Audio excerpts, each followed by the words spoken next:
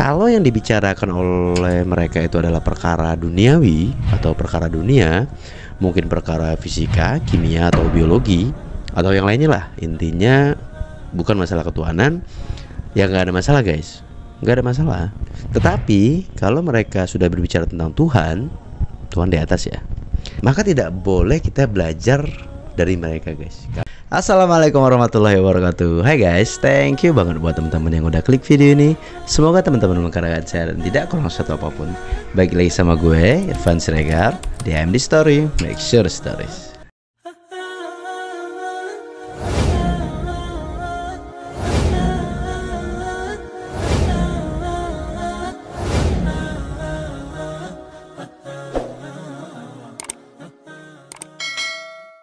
Oke guys, bagaimana dengan video gue yang kemarin tentang bahas Ar-Razi Hasim dengan Dr. Ali Musri Semjan Putra? Di komentar luar biasa banyak banget yang ada juga bahkan dari lu semua yang nonton, yang ngomongnya sembarangan, yang ngomongnya agak horor ya, yang ngomong nggak yakin bahwa beliau ini adalah seorang dokter filsafat. UIN Syarif Hidayatullah Jakarta itu memberikan profil dia itu dengan MPhils, ya. Jadi buat teman-teman yang nggak percaya silahkan aja kunjungi situs UIN Syarif Hidayatullah Jakarta. Jadi gini guys, filsafat adalah ilmu dunia yang ditulis oleh orang-orang falasifa.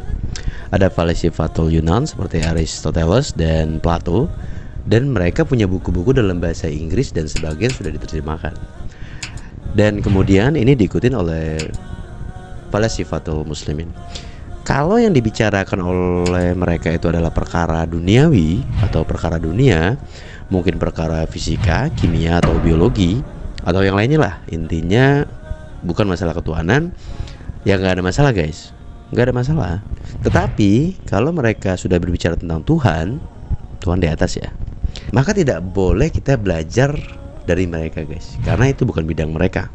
Dan adapun ilmu dunia, mungkin ilmu sosiologi dan yang lainnya, ya selama ilmu dunia kita boleh mengambil faedah dari siapapun.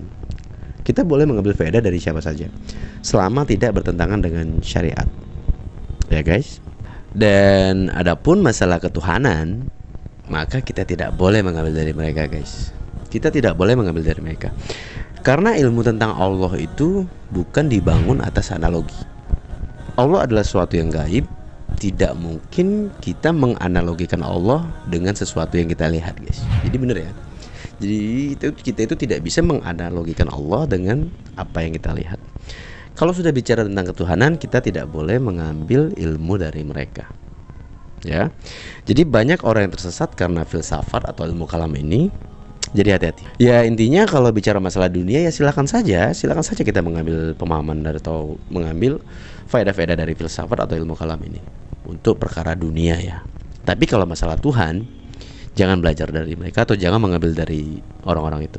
Cukuplah Islam, cukuplah Al-Quran, dan cukuplah hadis Nabi Sallallahu Alaihi Wasallam. Ingat ya guys. Sebagian orang yang dikendalikan oleh hawa nafsu dan pelaku bid'ah, golongan menyimpang dalam Islam mengklaim bahwa ilmu-ilmu ilahi atau ilmu-ilmu akidah itu masih ghamidah atau kabur dan tak terpahami. Menurut mereka, tidak mungkin dimengerti kecuali melalui jalan ilmu yang mantik dan filsafat. Dan bertolak dari sinilah kaum Mu'tazilah dan yang sepaham dengan mereka sampai era sekarang ini mengadopsi ilmu filsafat untuk dijadikan sebagai perangkat pendukung untuk mendalami akidah Islam guys. Oke guys, pertama kita mulai dulu asal muasal kata filsafat itu sendiri. Jelas-jelas kata filsafat itu bukan berasal dari bahasa Arab, apalagi dalam kamus syariat Islam. Ia berasal dari Yunani, negeri para dewa, ya Zeus, Hera, Poseidon, Ares yang disembah oleh manusia. Dan terbentuk dari dua susunan kata antara philo yang bermakna cinta dan penggalan keduanya itu yang berarti Sophia yang bermakna hikmah. Pengertian yang terbentuk dari paduan dua kata itu memang cukup menarik guys. Dan sebagian lagi mendefinisikan sebagai upaya pencarian tabiat atau karakter dan segala sesuatu yang berhakikat maujudat atau hal-hal yang ada di dunia ini. Filsafat itu fokus pada pengarahan upaya dalam mengenali sesuatu dengan pengenalan yang murni, apapun objeknya, baik perkara ilmiah, agama, ilmu hitung, dan yang lainnya. Dr. Afaf binti Hasan bin Muhammad Mokhtar, penulis disertasi yang berjudul Tanakhuzu al-Ahwa wal Bidah fil Aqidah, menyatakan dari sini menjadi jelas bahwa filsafat merupakan pemikiran asing yang bersumber dari luar Islam dan kaum muslimin. Sebab sumbernya berasal dari Yunani tadi. Ya, itu yang dikatakan oleh Dr. Afaf binti Hasan bin Muhammad Mokhtar, penulis disertasi ya guys. Jadi kalau kita mahamin dari yang dikatakan oleh Dr. Afaf bin Hasan bin Muhammad Mokhtar ini, filsafat ini merupakan pemikiran asing, bukan dari dalam Islam. Dan ilmu filsafat itu tidak ada dalam generasi salaful ummah guys. Al-Hafiz Ibnu Hajar rahimahullah menceritakan, orang-orang yang muncul setelah 3 masa utama terlalu berlebihan atau gulu dalam kebanyakan perkara yang diingkari oleh tokoh-tokoh generasi tabi'in dan generasi tabi'in. Berlebihan orang-orang ini. Dan orang-orang itu tidak merasa cukup dengan apa yang sudah dipegangi generasi sebelumnya, sehingga mencampur adukan perkara-perkara dalam agama dengan teori-teori Yunani dan menjadikan pernyataan-pernyataan kaum filosof sebagai sumber pijakan untuk meluruskan atsar yang berseberangan dengan filsafat melalui penakwilan meskipun itu tercela guys. Dan mereka itu tidak berhenti sampai di sini ya guys, tidak berhenti sampai situ, bahkan mengklaim ilmu yang telah mereka susun itu yang paling mulia dan sebaiknya dimengerti oleh umat. Beberapa ulama itu guys bicara tentang bahayanya ilmu filsafat atau ilmu kalam ini. Melalui ilmu filsafat lah intervensi pemikiran asing masuk dalam agama Islam. Tidaklah muncul ideologi filsafat dan pemikiran yang serupa dengannya kecuali setelah umat Islam mengadopsi dan menerjemahkan ilmu-ilmu yang berasal dari Yunani tersebut melalui kebijakan pemerintahan di bawah kendali Al-Ma'mun pada waktu itu. Dan Ibnul Jauzi rahimahullah mengatakan, adapun sumber intervensi pemikiran dalam ilmu dan akidah adalah berasal dari filsafat. Ada sejumlah orang dari kalangan ulama kita belum merasa puas dengan apa yang telah dipegangi oleh Rasulullah SAW, yaitu merasa cukup dengan Al-Quran dan Sunnah. Mereka pun sibuk dengan mempelajari pemikiran-pemikiran kaum filsafat dan selanjutnya menyelami ilmu kalam yang menyeret-nyeret mereka kepada pemikiran yang buruk, yang pada gilirannya akan merusak akidah mereka sendiri guys. Dr. Arazi Hasim ya aneh lah, banyak aneh, dan secara logika itu susah banget untuk dicerna guys. Karena itu tidak heran bila Ibnu Salah rahimahullah memvonis ilmu filsafat sebagai biang ketololan, rusaknya akidah, kesesatan, sumber kebingungan, membangkitkan penyimpangan dan kekufuran. Jadi kalau lo banyak orang-orang yang mengaku filsafat muslim, falasifatul muslim itu ya bingung, aneh, bingung. Mereka tuh sendiri juga dengan pengertian mereka tuh juga bingung sendiri. Makanya Ibnu Salah rahimahullah itu mengungkapkan itu sebagai sumber ketololan tadi ya guys. Jadikanlah Al-Quran dan Sunnah itu sebagai sumber pengambilan akidah.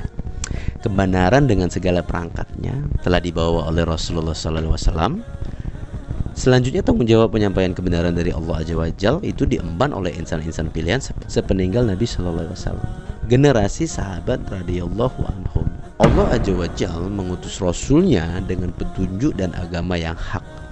Tidak ada petunjuk yang benar kecuali risalah yang beliau bawa. Zat yang Rasul ibadahi dan Rasulullah SAW itu didelegasikan kepada umat manusia untuk memperkenalkan mereka kepada Allah Azza wa Jalla dan menyeru mereka beribadah kepadanya. Dan dengan demikian, siapa saja menginginkan hidayah, utamanya dalam masalah keyakinan guys, hendaknya menempatkan Al-Quran dan petunjuk para nabi di depan mata mereka. Kenapa begitu? Ya agar menjadi obor yang menerangi jalan hidupnya. Syekhul Islam telah menyampaikan pintu hidayah dengan berkata, jika seorang hamba merasa butuh kepada Allah Azza wa Jalla, kemudian senantiasa merenungi firman Allah Azza wa Jalla dan sabda Rasulnya dan perkataan para sahabat, tabi'in dan imam kaum muslimin, maka akan terbuka jalan petunjuk baginya. Buruan tobat dah yang belajar ilmu filsafat itu. Oke guys, ini penutup dari gue. Udah kelihatan jelas lah betapa bahayanya ilmu filsafat di mata ulama, sehingga mereka memperingatkan umat agar menjauh darinya. Anehnya ilmu itulah mengintervensi akidah Islam dan menjadi bagian yang tak terpisahkan dalam lembaga-lembaga pendidikan Indonesia. Ini ada aja. Ya lembaga kita juga susah juga. Mereka menjadikan ini sebagai mata kuliah mereka yang wajib dipelajari. Ya seolah-olah seorang muslim itu belum dapat memahami Al-Quran dan Sunnah, terutama masalah akidah, kecuali dengan ilmu filsafat ini guys. Dan jelaslah hal ini bertentangan dengan firman Allah Azza wa Jalla yang berbunyi, sesungguhnya Al-Quran ini memberikan petunjuk kepada jalan yang lebih lurus. Oke guys, itu aja tentang video filsafat yang gue beri judul Filsafat Merusak Akidah Islam.